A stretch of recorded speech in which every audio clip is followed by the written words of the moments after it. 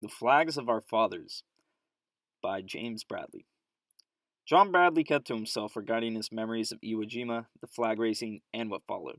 As a result, in order to write this book, his son, James, set out to research the lives of his own father, from Appleton, Wisconsin, Rene Gagnon, from Manchester, New Hampshire, Harlan Block, from the Rio Grande Valley of Texas, Franklin Susley, from Hilltop, Kentucky, and Ira Hayes, a Pima Indian from a reservation near Phoenix, Arizona. Basically, what happens is that all 6 of them are combined into a regiment called Easy Company, and their job is to overtake the island of Iwo Jima along with thousands of other Marines.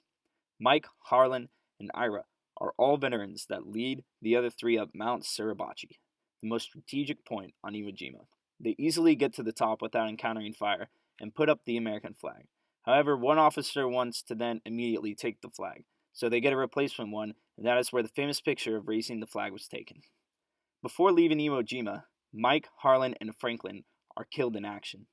The New York Times then publishes the photo of the flag raising, misleading the public, making it out to be more heroic and dangerous than it was. When Rene is asked to identify the people in the picture, he forgets to mention Ira and mistakes Harlan Block for his friend Hank Hansen. President Roosevelt then asked for the 6 flag raisers to come home for a tour of the U.S. to promote bond sales. Ira tries to point out that it was actually Harlan Block and not Hank Hansen, but is told to keep quiet about it. After the tour, Ira becomes very depressed, guilty, and an alcoholic. He then travels to Texas to tell Ed Block that his son was in the picture. The media then ruthlessly pursues him as he becomes more and more depressed to then die in the snow after a card game fight. Rene Gagnon moved back to San Diego, where he was an airline clerk, then a janitor. His marriage suffered because his wife was emotionally abusive. He died at 54 from a heart attack in the janitor closet. John Bradley moved back to Wisconsin and was a funeral director and died at 94.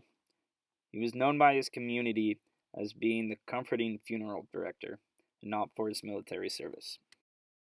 The book brings up a lot of interesting thoughts and observations. The first is the brutality of war and loss of innocence, the savagery of it.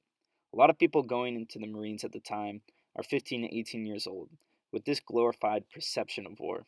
These kids are fighting against the Japanese in World War II, whose actions were so atrocious that it's uncomfortable to even talk about them.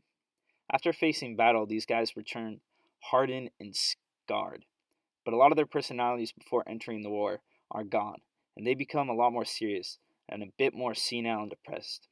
Most of them also question the point of war. Once they land on the beaches, they no longer fight for their country. They fight so that their friends can survive.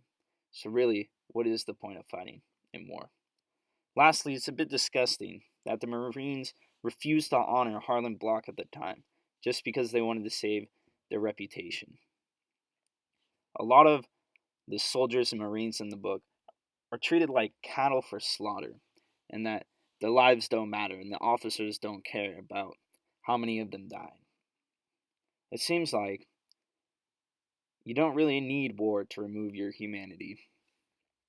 It happens on its own.